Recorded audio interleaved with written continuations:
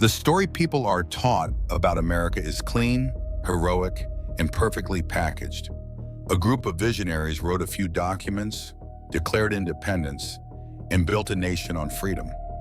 But if you look closely, the seams show the inconsistencies, the erased chapters, the symbols that feel older than the country itself. There is a theory that America did not begin with the documents in the museums. It began with a script hidden from the public, a script older than the colonies, a script written by hands the world was never meant to see. This theory claims the Constitution and the Declaration of Independence are decoys, beautiful masks crafted to hide a much older charter created by European secret orders. The Founding Fathers did not write the rules, they inherited them. In the early 1600s, Europe was a cauldron of hidden societies. Rosicrucians, exiled Templars, merchant guilds. They believed the old world was dying and needed a laboratory, a continent-sized experiment to test a blueprint of global governance. They needed land rich in resources and poor in witnesses. They needed America. Explorers didn't just map coastlines, they mapped power lines and ley routes. Once the territory was chosen, the script was written. A written blueprint describing the structure of a future nation. Not the details, the skeleton, the hierarchy, the rhythms of conflict, the cycle of expansion and contraction, the economic engines, the cultural narratives, the role of religion, the boundaries of freedom, the tension between state and citizen. A document that set the course for centuries but left enough flexibility to adapt to changing eras. This hidden script did not sit in government archives.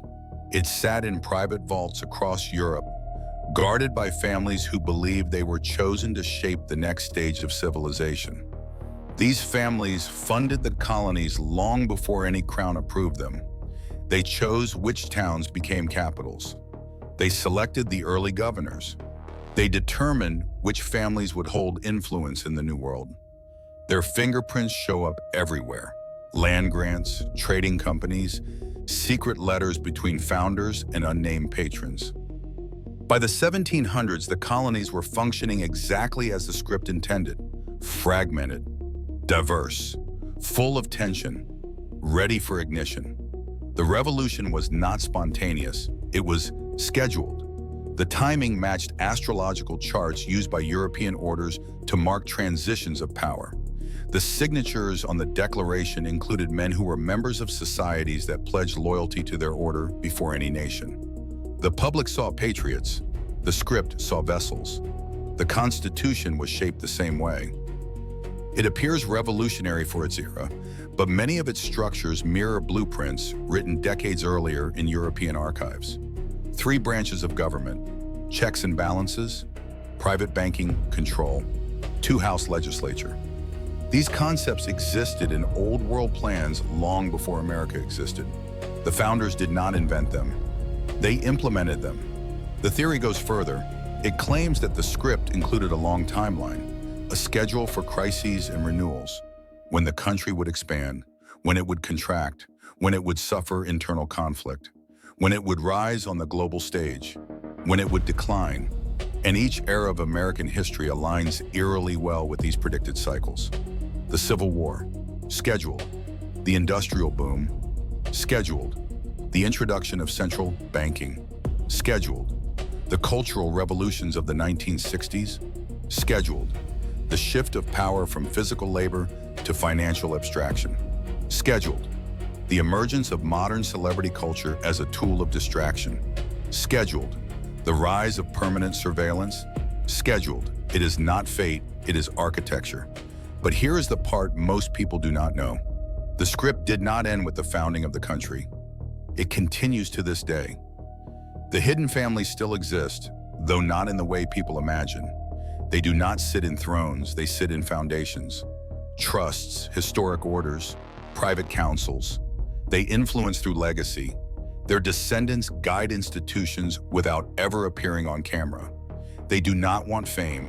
Fame is for puppets. Control is for architects. There are clues scattered across the nation for anyone willing to look. obelisks in places with no historical reason for them, city layouts that echo ancient temples, symbols carved into courthouses, hidden geometry and monuments, buildings aligned with solstice points, Masonic signatures etched into government seals. People assume these details are decorative. But the script uses symbols the way code uses functions.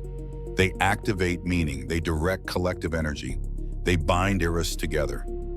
Every major shift in America is marked by ritual. Presidential inaugurations, Supreme Court ceremonies, state funerals. These are not just formalities, they are reenactments of ancient rites written into the original script. The public does not see the choreography behind them, but the elites do. They follow the sequence because they believe deviating would break the cycle. The most controversial part of the theory is this: America was never meant to be the final project. It was meant to be the prototype, a testing ground for a global structure based on controlled freedom. Enough liberty to create vitality, enough control to shape destiny, enough chaos to distract from the architecture beneath it. America was never meant to be the final project. It was the prototype. We are now entering the phase the script calls the Great Transition, a period where institutions fracture and trust collapses to justify a new system. If this theory is true, America is not broken. It is functioning exactly as designed.